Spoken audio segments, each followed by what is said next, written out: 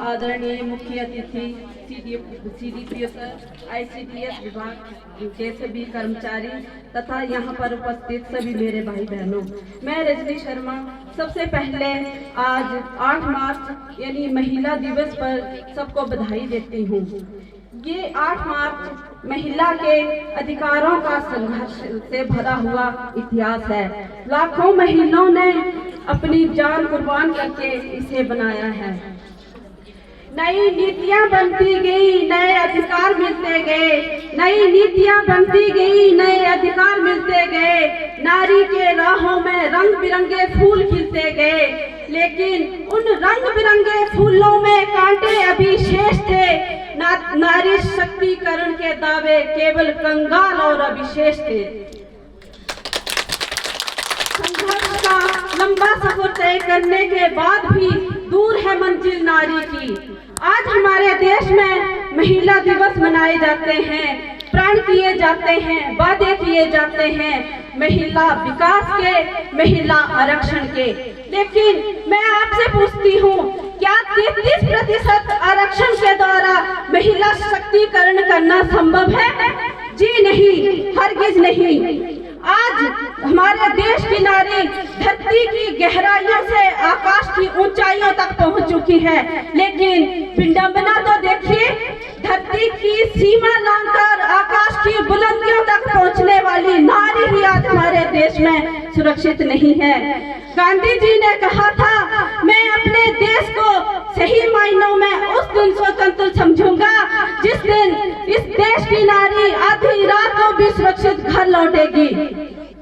ये जो 33% आरक्षण देकर कहते हैं कि हम महिला शक्तिकरण करेंगे, तो मैं उनसे ये कहना चाहती हूँ और देश की सभी नारियों से कहना चाहती हूँ कि अगर महिला शक्तिकरण होगा तो वो 33% आरक्षण के द्वारा नहीं, खुद इस देश की महिलाओं के द्वारा होगा।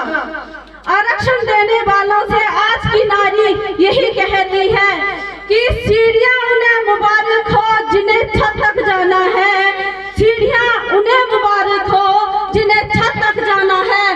हमारी मंजिल आसमान है और रास्ता हमें खुद बनाना है।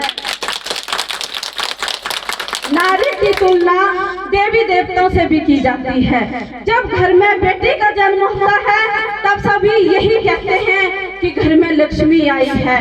जब कोई नवविवाहिता बहू घर आती है तब भी यही कहा जाता है कि घर में लक्ष्मी आई है। क्या आपने कभी सुना है घर में बेटे का जन्म हुआ हो और किसी ने कहा हो कि घर में कुबेर जी आए हैं या घर में विष्णु जी ने जन्म लिया है? जी नहीं, ये सम्मान सिर्फ नारी को ही प्राप्त है, एक नारी को ही प्राप्त है। एक तरफ तो समाज जिसे भगवान समझकर जिसकी पूजा करते हैं, जैसे कि माँ सरस्वती जो कि विद्या की देवी है, वो भी तो एक नारी है। फिर क्यों ये समाज नारी को शिक्षा के योग्य नहीं समझता? माँ दुर्गा जो कि जिसने कि राक्षसों का वध करने के लिए जन्म लिया था, वो भी तो एक नारी थी। फिर क्यों ये समाज नारी को अबला समझता है? सरस्वती का रूप है नारी, लक्ष्मी का स्वरूप है नारी। सरस्वती का रूप है नारी, लक्ष्मी का स्वरूप है नारी। बढ़ जाए जब अत्याचार तो काली दुर्गा के अनुरूप है नारी। लेकिन मुझे भय लगता है, मुझे भय तब लगता है जब निर्भया कांड जैसे अपराधियों को 7 साल का समय लगा सूली पर लटकाने के लिए। मुझे भय तब लगता है जब एक छोटे से गांव में एक छोटी सी बच्ची अपने भाई की शिक्षा के लिए अपनी शिक्षा का बलिदान करती है और अपने पिता के साथ खेतों में हाथ बटाती है।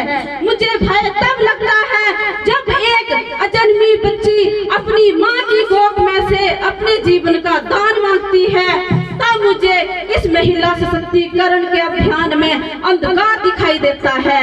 लेकिन उस अंधकार में मुझे आशा की छोटी सी किरण तब दिखाई देती है जब इस देश में पहली बार राष्ट्रपति के पद पर श्रीमती द्रौपदी मुर्मू एक आदिवासी महिला विराजमान होती है।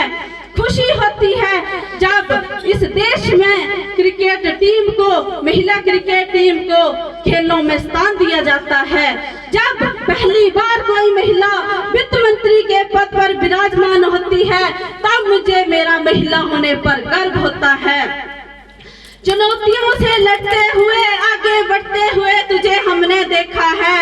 चुनौतियों से लड़ते हुए, आगे बढ़ते हुए तुझे हमने देखा है। चांद तक पहुंच चुकी है आज तू नारी, अब तेरे लिए क्या सीमा और क्या लक्ष्मण रेखा है। लेकिन कुछ लोगों का मानना है जो हिंदुस्तान की नारी है, हिंदुस्तान की जो महिला है वो रूढ़िवादी है, अपने पति से 2 कदम पीछे चलती है और कहती है कि हमें महिला सशक्तिकरण चाहिए, हमें बराबरी का दर्जा चाहिए।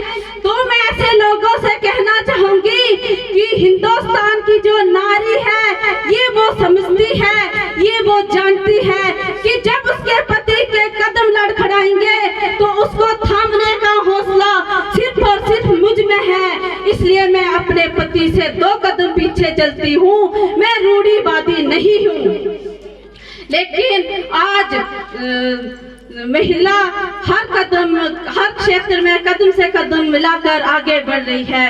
यही नहीं, समाज और सरकार भी इसमें महत्वपूर्ण योगदान दे रहे हैं। जैसे सरकार के द्वारा चलाई गई बेटी बचाओ बेटी पढ़ाओ योजना, सुकन्या समृद्धि योजना, उज्ज्वला जैसी अनेक योजनाएं लागू की गई है। अरे सुना है परिवार पर जिम्मेदारियों का बोझ बढ़ा तो ऑटो रिक्शा ट्रेन तक चलाने लगी है। कितने उदाहरण ढूंढ कर लाऊं। अरे आजकल तो वीर जवान की शहादत को कंधा देकर शमशान घाट तक जाने लगी है नारियां। अंत में मैं इतना ही कहना चाहूंगी कि कभी दासी तो कभी रानी बन गई, कभी दासी तो कभी रानी बन गई, कभी समर्पण तो कभी मर्दानी बन गई।